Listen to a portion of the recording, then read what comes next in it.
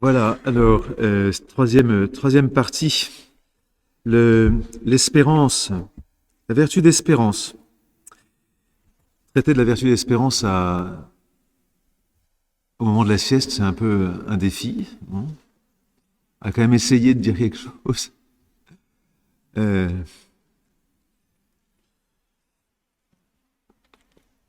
L'heure du démon de midi. Alors, vous savez que les philosophes de l'Antiquité, je pense en particulier à Aristote, définissent en général, disent que l'homme est fait pour le bonheur. Ils ont développé une morale du bonheur. La première, la première parole, la première phrase du grand traité d'Aristote, l'Éthique Nicomaque, commence par ceci, enfin, le bien est ce que toute chose désire. Et le mot de désir montre que le bien est ce vers quoi l'on tend, bien futur, et ce bien s'appelle le bonheur pour l'homme. L'homme est foncièrement un être de désir parce que il est un être de manque, il est tourné vers son bien comme une promesse à venir, meilleur, toujours plus grand. Un bien qui, dans son esprit, vient l'effort, de son effort, l'effort de l'homme, ou bien alors vient des dieux. Donc l'homme cherche son bonheur, cherche une vie heureuse. Et que comporte cette vie heureuse? Alors Aristote en fait un petit peu le tour. Une aisance matérielle, un minimum de richesse, disons, la reconnaissance de ce que l'on est à travers les mérites accordés, les honneurs. Le bonheur suppose aussi une vie vertueuse. On peut dire aussi que l'homme atteint son bonheur quand il se sait aimer et qu'il est capable d'aimer. Donc ça, c'est sur le plan humain. L'homme désire le bonheur, cherche à atteindre son bien en cette vie. Et alors, par rapport à cela, vous voyez, l'Église, elle, eh bien, semble ne lui proposer le bonheur, mais que dans l'au-delà. La vie éternelle après la mort. L'union à Dieu enfin réalisée, si vous vous êtes bien comporté. Et donc, en fait, on peut se poser la question, mais alors, l'Église, dans son discours sur l'espérance, ne nous éloigne-t-elle pas des préoccupations du monde contemporain? Dans ce sens, l'Évangile nous dit, vous savez, mais ne vous inquiétez de rien, ne vous souciez pas pour votre vie, de ce que vous mangerez, ni pour votre corps, de quoi vous le vêtirez. C'est Matthieu 6. Voilà, vous serez heureux, ne vous inquiétez pas, et vous serez surtout bien heureux plus tard. On pourrait même penser que la finalité de notre vie étant la vie éternelle, il ne faut pas se salir les mains en se plongeant dans les problèmes temporels. Occupons-nous de ce qui est à Dieu et laissons à César ce qui appartient à César. Voilà, ce monde de pourri, de politique, etc., etc. Il semble qu'il y ait une telle aspiration, une telle distance entre les aspirations au bonheur de notre monde contemporain et puis l'objet de la vertu d'espérance, que la relation entre l'Église et le monde semble perdue. Et puis enfin, on pourrait dire aussi, mais l'espérance de l'Église n'est-elle pas l'expression d'une forme de ressentiment des faibles contre les forts? Finalement, vous croyez en Dieu, vous croyez en une vie éternelle, en une béatitude éternelle, mais en fait, tout simplement, c'est l'expression de votre ressentiment parce que vous êtes faible et que vous n'arrivez pas à construire votre bonheur ici-bas sur la terre.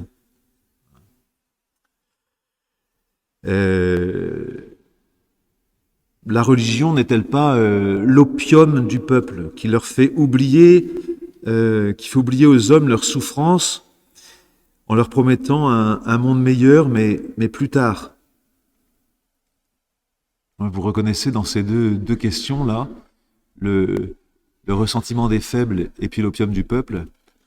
Les deux auteurs dont j'ai parlé ce matin, Marx d'un côté et Nietzsche de l'autre. Et on dit oui, mais bon, si l'Église a au moins un rôle à jouer sur la terre, eh bien, c'est surtout d'être auprès des laissés pour compte de la société. Voilà, occupez-vous des pauvres. C'est votre spécialité.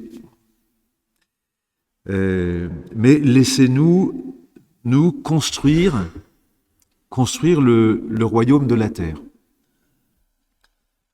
Ne faut-il pas donc privilégier l'espoir humain contre l'illusion d'une espérance en l'au-delà? Bien sûr, si votre espérance dans un royaume de Dieu vous permet d'aider les pauvres, eh ben voilà, on vous donne une certaine reconnaissance, et on donne une certaine reconnaissance à l'Église, hein, une reconnaissance, une certaine efficacité. Toutes les œuvres caritatives qu'on appelle maintenant des œuvres de solidarité, voilà, héberger les sans-abri, s'occuper de... Voilà, c'est très très bien, hein, c'est très très beau, mais voilà, bon, mais ça, c'est en même temps... voilà, c'est pas non plus, c'est pas non plus le bonheur sur terre, quoi. Vous voyez, donc il y a une sorte d'attitude vis-à-vis de l'Église qui la sécularise. Voilà, on a tendance à séculariser l'Église en lui disant, voilà, votre rôle, bornez-vous à vous occuper des misères, mais ne nous parlez pas de votre espérance qui était en fait une illusion, quoi, une illusion dans un bonheur qu'on n'atteindra peut-être pas forcément. Si la vertu d'espérance porte sur l'au-delà de la vie chrétienne et les secours de la grâce pour parvenir à ce bonheur, alors la question est la suivante: l'Église peut-elle vraiment répondre aux espoirs du monde d'aujourd'hui? Qu'est-ce qu'elle vaut, cette espérance, en fait? Alors, voilà les points que je vais aborder. Premier point, le projet de l'humanisme athée. Deuxième point, la différence entre l'espoir et la vertu d'espérance.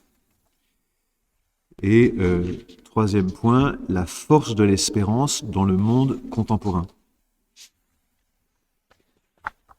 Voilà, cette fois-ci, j'ai 3 points. Et puis, la conclusion se fera avec, à nouveau, Sainte Faustine. Alors, donc, le premier point, c'est l'humanisme athée. Alors, vous me direz peut-être que aujourd'hui, les jeunes sont très loin de connaître les philosophies athées qui ont marqué et qui ont formé le XXe siècle. Nietzsche, Marx, Freud, Sartre, Feuerbach, Auguste Comte. Aujourd'hui, on est même plus trop dans la connaissance de ce qui forme la culture d'aujourd'hui, la culture athée d'aujourd'hui. On est plutôt dans une forme d'indifférentisme. Bon, on voit les catholiques dans l'église, etc., mais bon, à vrai dire, ça ou autre chose, vous voyez, on est dans une forme d'indifférence, indifférence religieuse, qui vient du fait que on se contente de cette vie avec ce qu'elle nous offre, tant qu'on a un frigidaire bien rempli, et puis un certain nombre d'écrans allumés qui nous permettent d'avoir un véritable kaléidoscope virtuel, bah ça nous suffit, quoi. Pourquoi se poser la question de Dieu? Pourquoi se poser la question de de l'au-delà, ça rime à quoi? Vous voyez? Et comme on est dans un esprit extrêmement positiviste et scientifique, on se dit, moi je crois que ce que je vois, je crois que ce que je mesure, donc voilà. Croire en Dieu, mais qu'est-ce que ça m'apporte en fait? Et donc j'ai bien conscience que ici je parle des philosophies athées, parce que ce sont les philosophies athées qui, en combattant la foi, l'espérance, la charité de l'Église, nous ont amenés au relativisme d'aujourd'hui et à l'indifférentisme religieux. Voilà. Nous, on est des meubles, en fait. On fait partie de du patrimoine. On est des vestiges, en quelque sorte. Alors, premier point, le projet de l'humanisme athée, depuis la fin du XIXe siècle jusqu'à aujourd'hui. N'oubliez pas les expressions des trois papes. Les idéologies du mal, Jean-Paul II, la dictature du relativisme, Benoît XVI, la colonisation idéologique, le pape François. C'est ce qu'on appelle donc le sécularisme. Le sécularisme a gagné le monde contemporain par le développement, la réalisation pratique des idéologies athées de la fin du XXe siècle, du XIXe siècle, qui se présentaient en fait comme de véritables humanismes. Vous serez vraiment homme si vous mettez Dieu de côté. En fait, Dieu, c'est la grande aliénation. Je vous cite Jean-Paul II, audience du 14 avril 1999. L'époque contemporaine a connu des formes particulièrement destructrices d'athéisme théorique et pratique. Le sécularisme, en particulier, se révèle dangereux en raison de son indifférence à l'égard des questions ultimes et de la foi. Il exprime en fait un modèle d'homme totalement détaché de la référence au transcendant. L'athéisme pratique est ainsi une réalité concrète et amère. Et les idéologies athées se présentent comme des réponses, en fait, à la quête du bonheur de l'homme. Cette quête du bonheur, elle est intrinsèque à nous de toute génération. Et ils veulent y répondre sans Dieu. C'est le cas de l'athéisme qu'on appelle l'athéisme systématique. Ceux qui professent un athéisme de cette sorte soutiennent que la liberté consiste en ceci que l'homme est pour lui-même sa propre fin. Le seul artisan est le démiurge de sa propre histoire. Ils prétendent que cette vue des choses est incompatible avec la reconnaissance d'un Seigneur, auteur et fin de toute chose, ou au moins qu'elle rend cette affirmation tout à fait superflue. Je vous cite Gaudium et Spes. Cette doctrine athée peut se trouver renforcée par le sentiment de puissance que le progrès technique actuel confère à l'homme. C'est vrai, et le progrès technique développe le bien-être, développe, voilà, et qui fait que, ce que disait Jean-Paul II, ce qu'il y a de plus pervers, c'est pas forcément l'athéisme théorique, c'est l'athéisme pratique. Pratiquement, je peux vivre sans Dieu, sans me poser la question de Dieu, puisque tout va bien, puisqu'on fait en sorte que tout aille bien. Parmi les formes de l'athéisme contemporain, on ne doit pas passer sous silence celle qui attend la libération de l'homme, surtout de sa libération économique et sociale.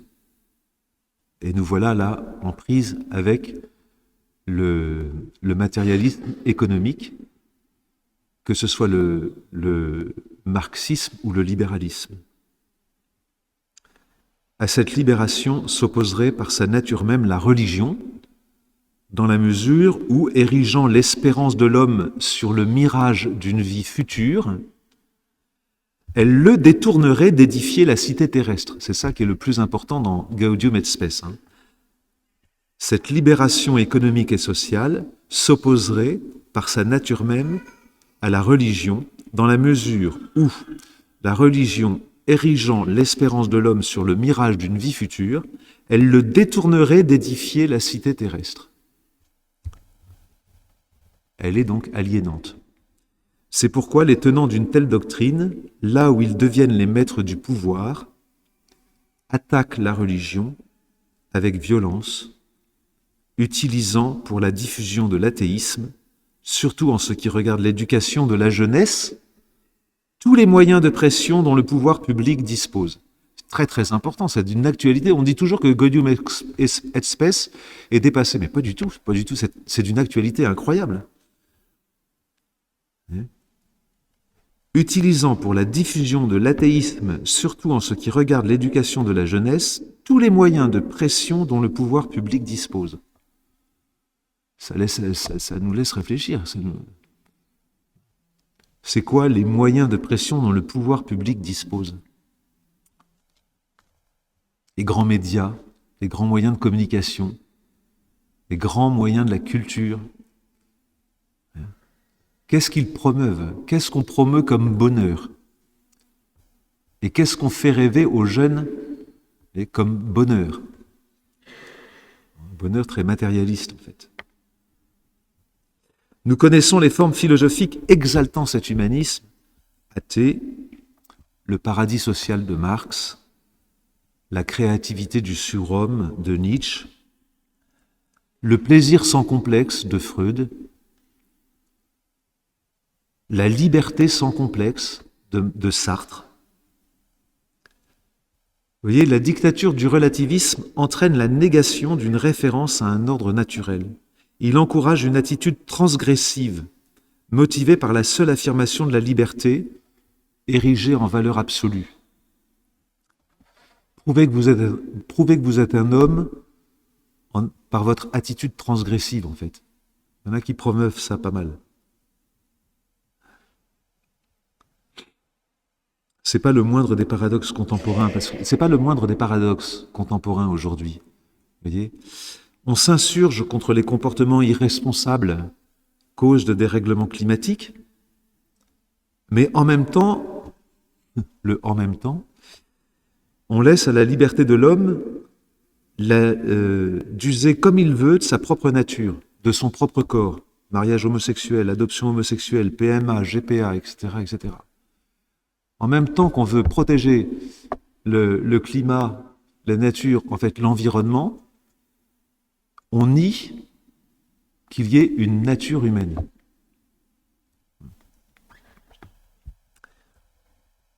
Tout ça pourquoi? Parce qu'en fait, on a abandonné la morale qui suppose une exigence intérieure et une reconnaissance de la dignité de l'homme pour du comportemental. On a abandonné le moral pour le comportemental. Il faut bien se comporter, c'est-à-dire il faut trier ses poubelles, il faut ne pas utiliser de Roundup, c'est du comportement ça, vous voyez. Aujourd'hui, on veut façonner les comportements avec des règlements, des lois, etc. Mais on n'est plus dans l'exigence morale puisque la liberté doit être absolue. Mais au fond, vous voyez, l'humanisme athée a manifesté son impasse. Voilà ce que dit le cardinal Journet. Ça ne date pas d'hier, le cardinal Journet. Qu'est-il arrivé, dit-il? Partout où la foi théologale s'est obscurcie, le processus normal de christianisation de la culture s'est altéré. Il a fait place à une ambition insensée, celle de résorber le christianisme philosophique, l'Église, royaume qui, bien que dans ce monde, n'est pas de ce monde, il l'a résorbé dans la substance des royaumes de ce monde. Alors, l'expression de journée est un peu compliquée, mais je vous la dis quand même. Quand les cultures et les civilisations, au lieu de se laisser illuminer d'en haut par un royaume qui leur est transcendant, tentent, au contraire, de l'engloutir en elles et de se substituer monstrueusement à lui, alors les idées chrétiennes dont elles s'emparent, désorbitées, dénaturées, cessent d'être pour elles des principes de vie. Elles les affolent, elles deviennent en elles des explosifs et les précipitent à la catastrophe. Autrement dit, vous voyez, quand on tente de séculariser les idées chrétiennes, elles deviennent folles. C'est exactement ce que dit l'auteur anglais là, dont le nom m'échappe. Voilà. Voilà, elles deviennent folles parce qu'elles ne sont plus en connexion avec leur objet. Alors de fait, deuxième point, il nous faut distinguer la vertu d'espérance de l'espoir.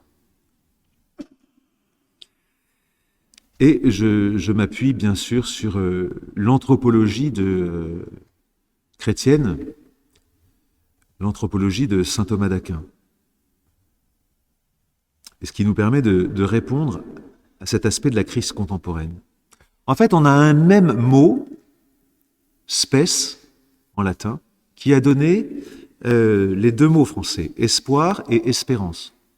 Sperare, et espérer, et deux mots, mais qui n'ont pas la même signification. Alors, l'espoir, je vous avais dit que les trois vertus théologales viennent comme surélever, la grâce surélève la nature, la perfectionne, les trois vertus théologales viennent surélever en nous des dispositions, la disposition de l'homme à croire, à espérer et à aimer. Elle les surélève et elle les perfectionne. Alors, l'espoir, c'est d'abord une passion humaine. Ce qu'on appelle les passions chez saint Thomas d'Aquin, c'est ce qui fait notre vie affective. Et nous sommes en relation avec le monde, pas simplement avec notre intelligence et notre volonté, qui sont des facultés spirituelles, mais aussi avec ce qui leur donne un peu cher, c'est-à-dire nos passions. L'amour, la haine, la joie, le désir, l'envie, pas l'envie, non. La joie, le désir, l'audace, la crainte, la tristesse, la colère, l'espoir. Donc l'espoir fait partie des 12 passions humaines, il y en a 12. L'espoir est une passion humaine que l'on peut définir ainsi, passion de notre affectivité qui est orientée, qui tend vers le bien futur, difficile à obtenir, mais que l'on juge accessible. Il y a des espoirs de bonheur authentique. Les fiancés, quand ils viennent se préparer au mariage, ils ont l'espoir de fonder une famille durable, un couple durable. L'espoir de faire grandir ses enfants dans une atmosphère de joie, de paix, d'amour, de justice.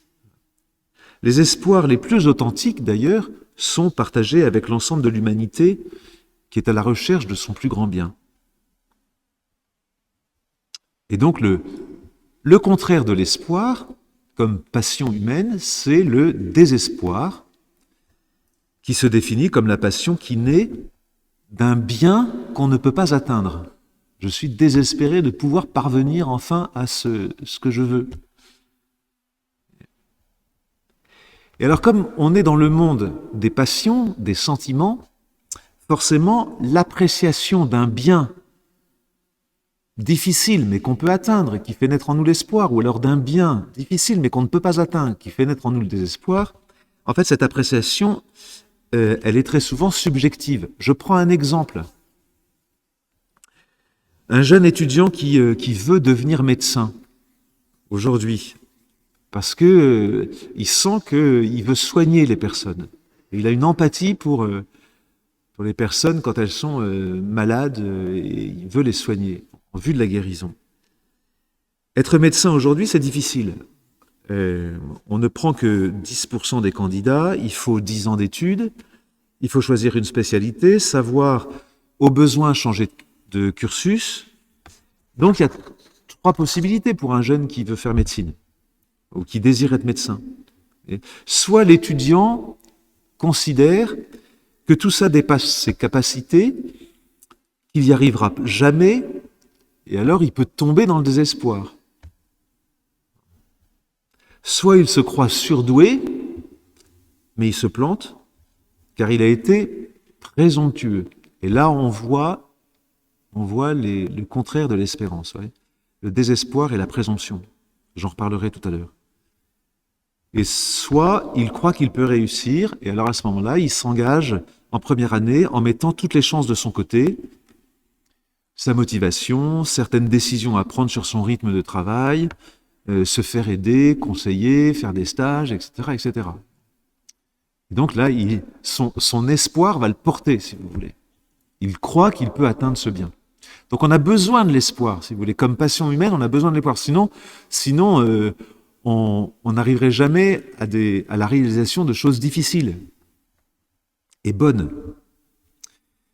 Donc ça, c'est le terrain naturel sur lequel va élever l'espérance. Alors l'espérance, elle, ça n'est pas une passion, c'est pas simplement un souhait, c'est pas simplement une passion humaine, comme la foi, hein, par rapport à l'acte de croire. C'est une vertu théologale. Vertu théologale d'espérance. Alors ça, c'est pareil. Il faut l'apprendre par cœur et il faut se la réciter régulièrement. Vous savez, la vie spirituelle, souvent, c'est comme l'homéopathie. À petite dose, mais régulièrement. Très régulièrement. Le chapelet, les vertus qu'on se récite, voilà. La prière du matin, la prière... C'est pas la peine d'en faire trop, hein, parce que sinon on devient des mystico-dingos.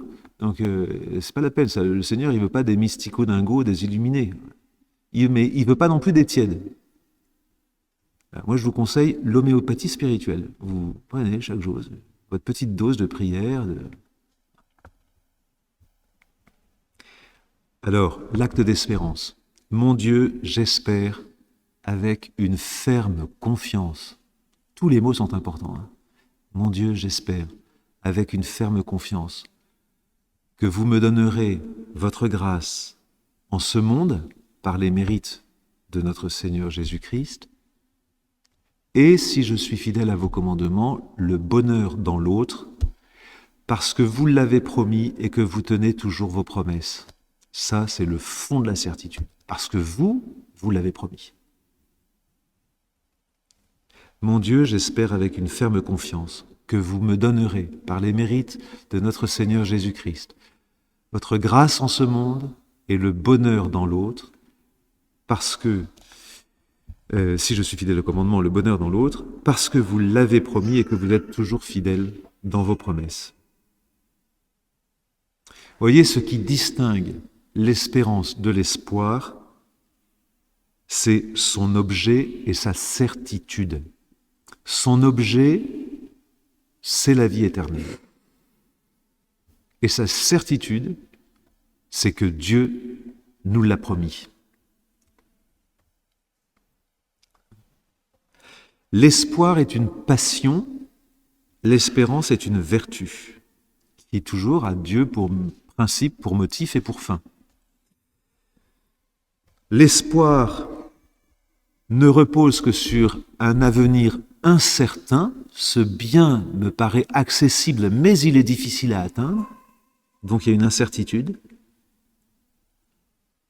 et je dois estimer à leur juste mesure les moyens qui me permettent de l'atteindre, alors que l'objet de l'espérance, c'est d'abord une certitude, la certitude du royaume qui vient. Le bonheur que Dieu promet est fondé sur la certitude que Dieu ne nous trompe pas, sur sa résurrection, sur son ascension qui est notre avenir. Au mystère, à la vertu de foi, correspond le premier mystère des mystères glorieux, la résurrection, au mystère de l'espérance correspond le mystère de l'ascension. Deuxième mystère, l'ascension. Et c'est là la force de l'espérance. Mais en même temps, nous connaissons notre faiblesse. C'est pour ça qu'on parle d'espérance. Nous connaissons les limites de notre condition humaine. Et nous connaissons et nous savons que la mort est le terme de la vie ici-bas. Et donc nous avons besoin de répéter cet acte d'espérance. La vertu d'espérance s'appuie donc sur la promesse de Dieu lui-même. Dieu nous a sauvés. Et il nous a donné une vocation sainte, non pas à cause de nos propres actes, c'est pas sur nos actes que nous fondons notre espérance, mais à cause de son projet à lui et de sa grâce. Il nous a choisis dès la fondation du monde pour être saints et immaculés en sa présence. Dieu nous a sauvés, il nous a donné une vocation sainte, non pas à cause de nos mérites, de nos propres actes, mais à cause de son projet à lui et de sa grâce. Cette grâce nous a été donnée dans le Christ Jésus avant tous les siècles. Et donc ça veut dire que, avec la résurrection et avec l'ascension de notre Seigneur, la vision du monde est transformée. La foi, l'espérance, entraîne le chrétien vers un monde divin auquel le Christ lui a donné accès. Et ce monde divin, son espérance, c'est aussi le Christ. Vous voyez, et donc, quand on disait tout à l'heure que séculariser la vertu d'espérance, c'est un non-sens, parce que ça lui fait perdre de sa force. Si vous faites de l'espérance un espoir uniquement pour demain, vous dénaturez l'espérance parce que vous la plongez dans l'incertitude de demain. Et vous la faites reposer sur vos propres forces. Alors que l'objet de l'espérance, c'est non seulement la vie éternelle, mais la grâce de Dieu en ce monde pour parvenir à la vie. En ce monde. C'est très important ça. L'espérance n'est pas uniquement pour l'au-delà. L'espérance est pour maintenant. Maintenant. Dieu est ressuscité, le Seigneur est ressuscité, il est assis à la droite du Père, et parce qu'il est ressuscité, il est toujours vivant, aujourd'hui comme il y a 2000 ans, il est dans la gloire, et il nous fait déjà participer à cette gloire. Donc, ma vision d'aujourd'hui change. Je vous prends la parabole, vous voyez, qui nous permet de distinguer l'espoir de l'espérance. C'est la parabole dans Saint Luc, chapitre 12. Jésus dit cette parabole. Il y avait un homme riche dont le domaine avait bien rapporté. Il se demandait, que vais-je faire? Car je n'ai pas de place pour mettre ma récolte. Puis il se dit, voici ce que je vais faire. Je vais démolir mes greniers, j'en construirai de plus grands, j'y mettrai tout mon blé, tous mes biens. Alors je me dirai à moi-même, te voilà donc avec de nombreux biens à ta disposition pour de nombreuses années. Repose-toi, mange, bois, jouis de l'existence.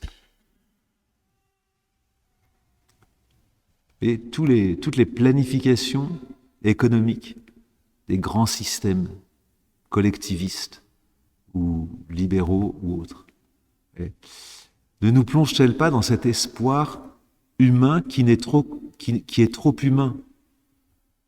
Humain, trop humain, disait Nietzsche d'ailleurs. Finalement, on a des greniers et sans cesse il faut les agrandir parce que voilà, on ne sait jamais de quoi sera fait demain, l'incertitude, et donc jouissons de l'existence tant que c'est possible. Le bonheur consommable, le bonheur en termes de consommation. Repose-toi, mange, bois, jouis de l'existence. Mais Dieu lui dit, tu es fou. Cette nuit même, on va te redemander ta vie. Et ce que tu auras amassé, qui l'aura? Alors, L'homme qui ne vit que d'espoir, voyez, a oublié, en fait, l'objet de la véritable espérance, l'au-delà, la vie éternelle, qui lui permettrait d'avoir un autre regard sur sa propre vie. La vertu d'espérance, en nous donnant la certitude de la vie éternelle, nous amène à poser la véritable question sur notre relation au monde. En fait, la puissance de l'espérance, c'est de changer notre regard sur le monde et de transformer le monde. C'est bien ça, précisément. Qu'est-ce que je cherche en cette vie? Qu'est-ce que je cherche réellement? C'est là le baromètre de la vie. En fonction de ce que l'on cherche, il nous faudra ouvrir cette page de l'Évangile. Et si le Seigneur nous traite d'insensés, c'est quand même un peu fort. Qui est l'insensé? Celui qui ne se rend pas compte qu'il va mourir. Celui qui pense qu'il vivra éternellement. C'est ça le problème de cet homme. Il pense qu'il vivra éternellement. Mange, boit, jouit de l'existence. Qu'est-ce que je cherche en cette vie? Eh bien, il vaut mieux rechercher le royaume de Dieu et sa justice. Tout le reste se termine, et se termine pour de vrai. Pourquoi devrions-nous donc amasser des richesses? Amasser des trésors dans le ciel, c'est la seule chose qui compte. De sorte que lorsque nous avons l'occasion d'envoyer quelque chose au ciel, il faut le faire. Parce que là-bas, il n'y a pas de crise. Et donc, en fait, c'est ça qui m'amène à ma troisième partie, c'est que l'espérance est une force dans le monde contemporain. Et c'est une... Vous voyez, c'est la vertu paradoxale. C'est qu'en même temps qu'elle nous fait prendre conscience de notre finitude, de notre caducité et de la mort, nous donnant la certitude de la vie éternelle, elle nous permet de bien comprendre le sens de la vie ici-bas. C'est ça, la force de l'espérance. Alors, je vais m'appuyer sur un auteur contemporain que vous avez peut-être déjà lu, dominicain, Adrien Candiard. Il y en a peut-être qui ont lu les livres d'Adrien Candiard, le frère Adrien Candiard. Il a lu un petit livre que je vous conseille, il écrit toujours des petits livres. Un livre qui s'intitule Veilleur, où en est la nuit? Point d'interrogation. Veilleur, où en est la nuit? C'est très beau, comme c'est sur l'espérance, mais c'est en même temps très vigoureux. Et c'est sans concession sur les faux espoirs. Et sur les faux espoirs non seulement du monde, mais aussi les faux espoirs qu'entretiennent les catholiques eux-mêmes. Nous avons besoin de balayer un peu à notre porte et de purifier nos faux espoirs catholiques. Car le catholique peut aussi se bercer de faux espoirs. Et ça, c'est la première partie, il y a deux parties, c'est la première partie de son petit livre, qui porte comme titre « Espérance et faux espoirs ». Donc, le père Adrien Candiard montre l'échec des idéologies du progrès du 19e, du 20e siècle, enfin du 18e au 20e siècle, leur cortège de faux espoirs qui voulaient donner un sens à l'histoire, notamment l'idéologie du progrès. L'idéologie du progrès, dit-il, est déjà derrière nous. Voilà ce qu'il dit. Vous savez, l'idéologie du progrès, à partir de la Seconde Guerre mondiale, on s'est dit, mais finalement, voilà, ça a pris vraiment du plomb dans l'aile, cette histoire. Alors voilà ce que dit Candiard. Nous avons désormais un grand avenir derrière nous. Celui qui nous est promis n'est plus très désirable. Progresser pour nous, ce n'est plus s'améliorer, mais éviter d'empirer les choses. Consommer moins vite nos ressources, moins dégrader les sols et l'atmosphère. En un mot, s'abstenir de trop détruire la planète. Or, l'idéologie du progrès ne donnait pas seulement un sens, il donnait également un espoir. Nous sommes donc privés de l'un et de l'autre. Alors là, je résume très rapidement toute une description qu'il fait des faux espoirs du monde, du monde. Et ce qu'on nous présente aujourd'hui. On ne nous parle pas de progrès, mais on nous parle surtout de limites. Il faut se limiter. Mais dans son analyse, les catholiques ne sont pas épargnés. En fait, il se pose la question. Les catholiques ont-ils encore de bonnes raisons d'espérer? Et là aussi, je ne peux pas tout citer, mais je vous donne un petit peu l'essentiel. L'Église est en recul. Comme croyants, nous vivons davantage un chemin de croix qu'une marche triomphale. Les données objectives sont toutes au rouge. La plus spectaculaire, aux conséquences pratiques très lourdes dans certaines régions, est l'effondrement des vocations de prêtres. Le nombre d'ordinations annuelles a baissé avec régularité depuis plus de 50 ans, creusant tous les planchers où l'on prévoyait que le recul devait nécessairement se stabiliser. En 20 ans, le nombre de prêtres a été divisé par 2, passant de 30 000 en 1995 à 15 000 en 2015. Bon, c'est une des choses. Mais si vous lisez cette première... Alors, si vous vous arrêtez au premier chapitre d'Adrien Candiar, alors là, vous prenez un aspirine et vous allez vous coucher. Ça, c'est sûr. Il faut lire le deuxième chapitre. Parce qu'il conclut ainsi en disant « Le chrétien assiste impuissant à la chute, l'un après l'autre, de tous les bastions qu'occupait sa foi dans la société française. » Alors, quel sens donner dans la foi à ce mouvement de déchristianisation? Le sens, par exemple, c'est le sens que lui donne une certaine Chantal Delsol, qui lui dit la chrétienté, c'est fini. Bon. On peut être d'accord ou pas d'accord, c'est pas mon but ici de faire la critique du livre de Delsol. Mais voilà, il faut passer à un autre paradigme dans lequel les chrétiens auront leur place, mais pas sous forme d'une chrétienté. Alors, on peut se poser la question quand même, on peut se dire, mais oui, effectivement, la chrétienté, est-ce que c'est une espérance ou est-ce que c'est un faux espoir? Où est la véritable espérance et comment nous purifier des faux espoirs catholiques? C'est une question que je vous pose. Voilà. Comme ça, votre curé aura fort à faire dans les prochaines homélies. Quel sens donner dans la foi à ce mouvement de déschristianisation? Comment voir un signe de l'action de Dieu dans cette disparition accélérée de Dieu dans notre monde? Alors Bernanos disait que l'espérance est le désespoir surmonté.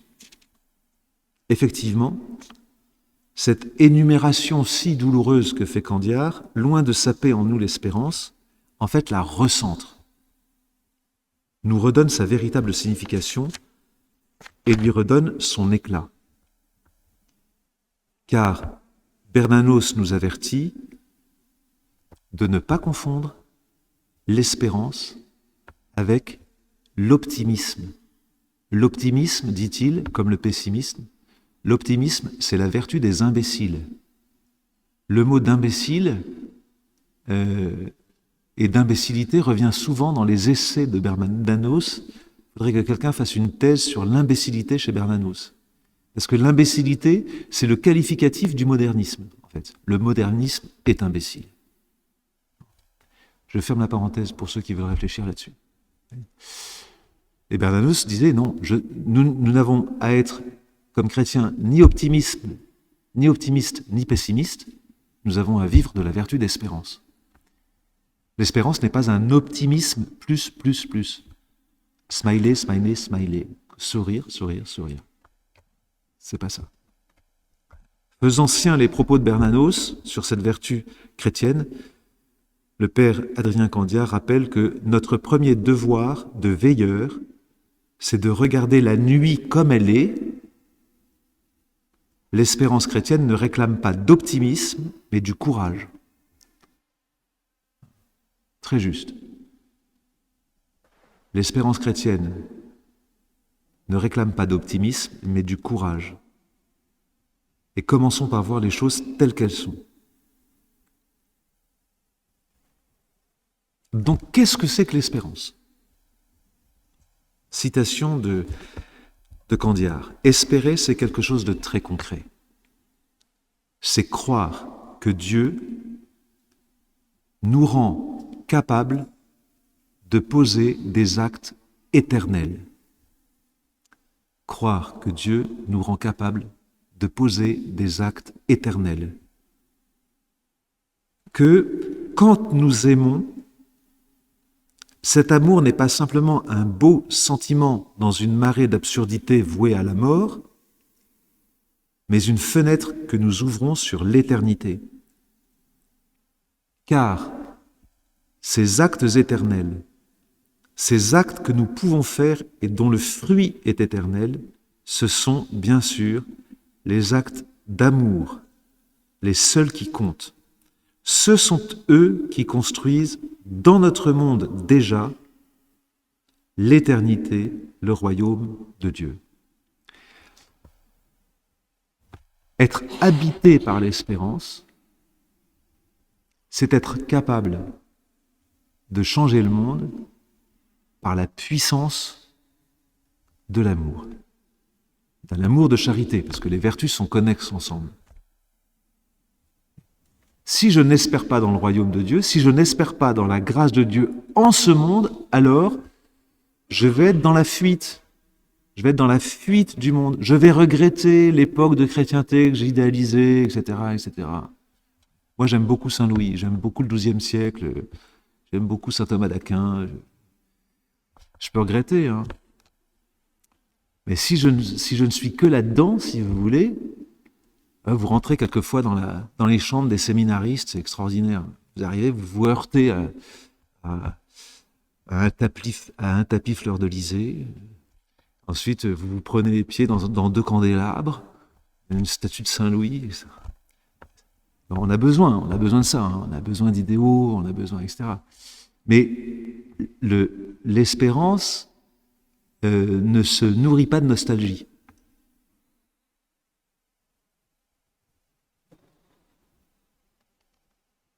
L'espérance, ce sont les actes de bonté que je suis capable de poser grâce au Seigneur. À un niveau personnel, à un niveau familial, à un niveau professionnel, à un niveau politique. Ce qu'on appelle le bien commun. Pour mon bien personnel, pour le bien de l'Église, pour le bien commun de la société. C'est ça l'espérance. Un acte d'amour est toujours un acte éternel. C'est ce que nous dit, ce que nous vivons dans la vie chrétienne. Vous savez, le sacrement du pardon, c'est quand même extraordinaire. C'est le sacrement du pardon. Le sacrement du pardon repose sur le fait, je vois que le confessionnal s'ouvre, le sacrement du pardon repose sur le fait que le Seigneur est prêt à brûler toutes nos fautes, tous nos péchés, tout le mal que le cœur fait, mais il se souviendra toujours du bien que nous avons fait. De notre cœur, il n'élimine que le mal, il retient toujours le bien. C'est incroyable. Et donc, l'homme qui vit de la vertu d'espérance, c'est l'homme qui sait que le bien qu'il fait en ce monde, il le thésaurise pour la vie éternelle. Alors que le mal lui est pardonné s'il s'en repent, s'il le désire. C'est quand même incroyable. Tout ça pourquoi ? Émerveillez-vous d'une chose, chers amis, émerveillez-vous d'une chose, d'une évidence, mais nous passons toujours à côté des évidences. La philosophie m'a appris une chose, c'est qu'il fallait creuser les évidences. Émerveillez-vous d'une chose qui est évidente. Vous êtes capable de bonté.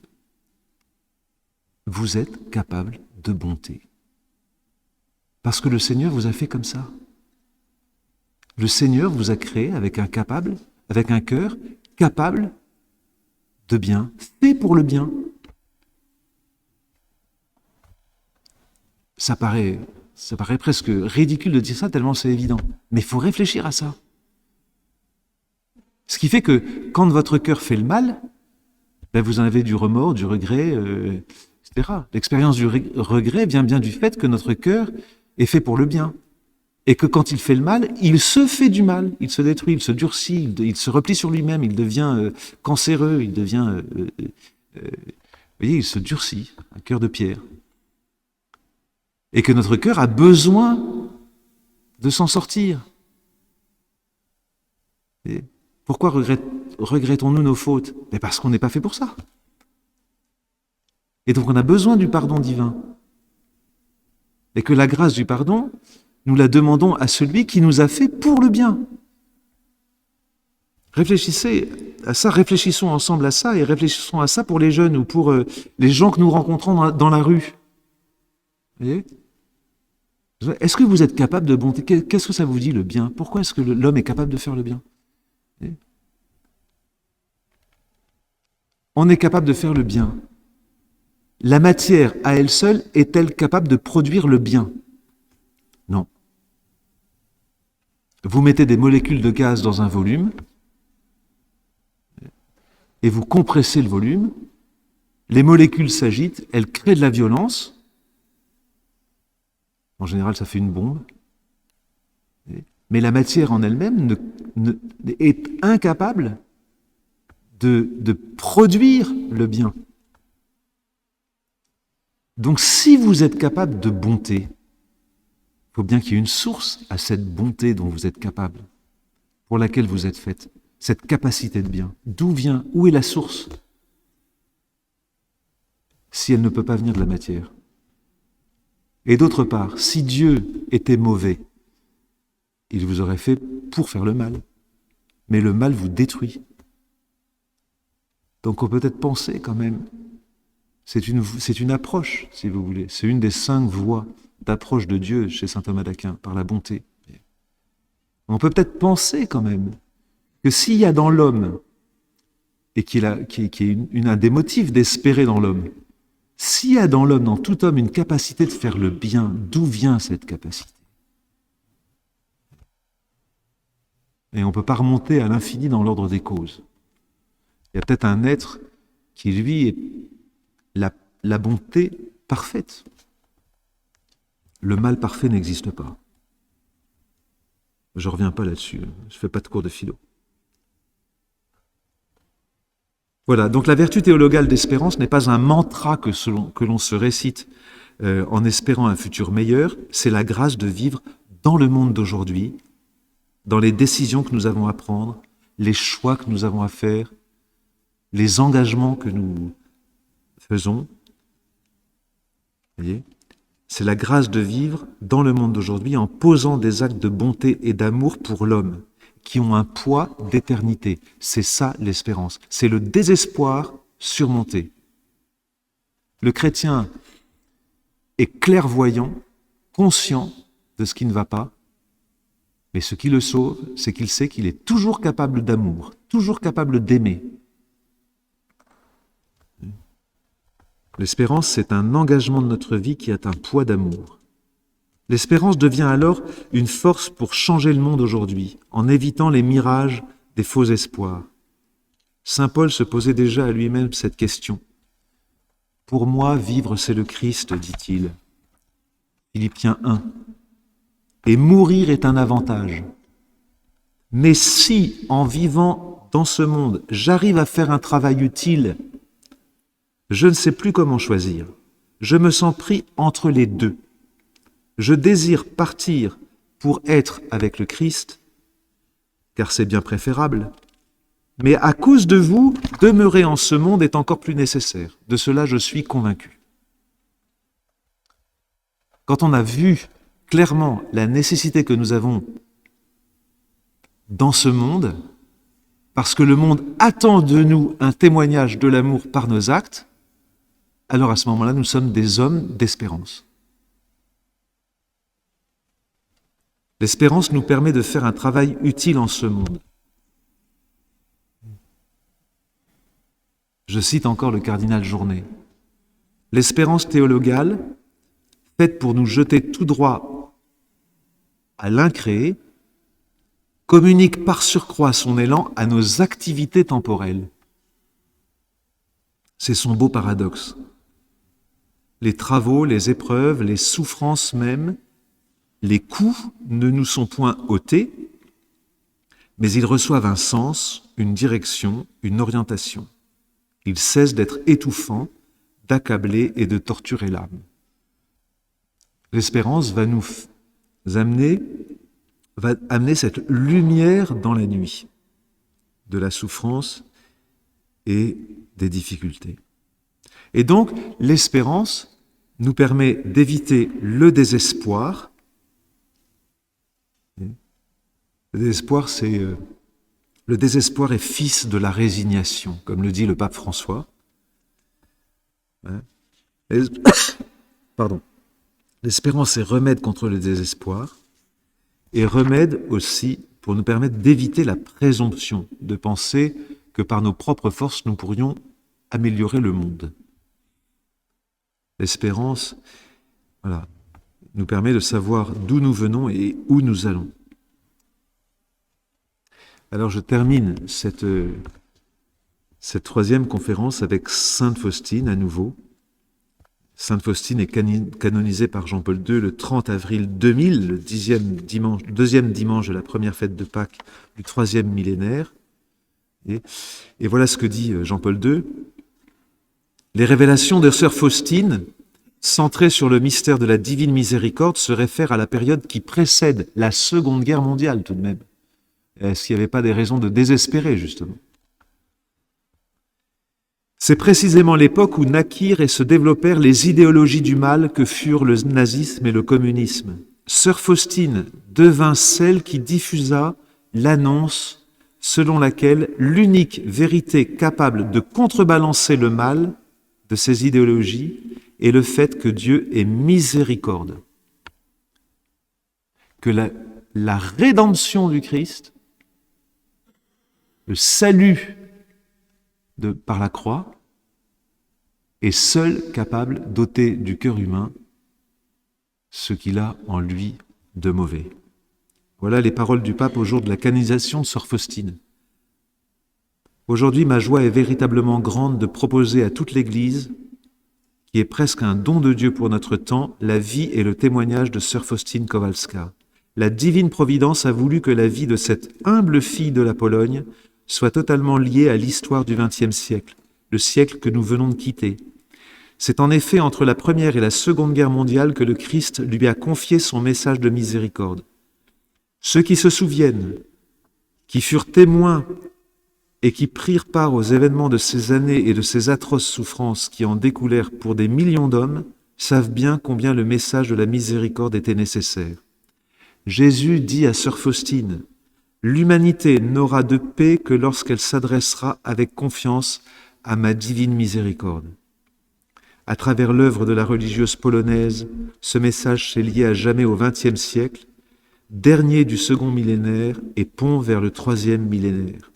C'est de cet amour que l'humanité d'aujourd'hui doit s'inspirer pour affronter la crise de sens, les défis des besoins les plus divers, en particulier l'exigence de sauvegarder la dignité de chaque personne humaine. Le message de la divine miséricorde est ainsi, de façon implicite, également un message sur la valeur de chaque homme. Chaque personne est précieuse aux yeux de Dieu. Le Christ a donné sa vie pour chacun. Le Père fait don à tous de son esprit et offre l'accès à son intimité. Se battre aujourd'hui pour la dignité de la personne humaine à travers les défis bioéthiques, à travers les défis climatiques, c'est précisément œuvrer dans le sens du bien en étant chargé de cette vertu d'espérance. Et c'est précisément ne pas fuir le monde, comme ce que voudraient nous laisser penser ceux qui parlent de l'opium du peuple ou du ressentiment des faibles. Saint Jean-Paul II avait confié que la divine miséricorde était le fil rouge de son pontificat, précisément avec Sainte Faustine dont il avait compris le message. La divine miséricorde est la limite imposée au mal. La divine miséricorde est la limite imposée au mal. Prions avec sœur Faustine. Au nom du Père, du Fils et du Saint-Esprit. Amen. Ô Dieu d'immense miséricorde, bonté infinie, voilà qu'aujourd'hui toute l'humanité crie du gouffre de sa misère, implorant ta miséricorde, ta pitié, ô mon Dieu. Et elle crie de la voix puissante de la misère. Dieu bienveillant, ne rejette pas la prière des exilés de cette terre. Ô Seigneur, bonté inconcevable, tu connais notre misère et tu sais que nous sommes incapables de nous élever jusqu'à toi par nos propres forces. Aussi, nous te supplions de nous devancer de ta grâce et de multiplier sans cesse en nous ta miséricorde, afin que nous accomplissions fidèlement ta sainte volonté pendant toute notre vie et à l'heure de notre mort. Que la toute-puissance de ta miséricorde nous abrite des traits des ennemis de notre salut, afin que nous attendions avec confiance, comme tes enfants, ton ultime venue. Ainsi soit-il. Au nom du Père, du Fils et du Saint-Esprit. Et pour nous qui vivons de l'espérance, nous savons que la venue du Christ, eh bien, elle est là à chaque fois que nous pouvons l'adorer.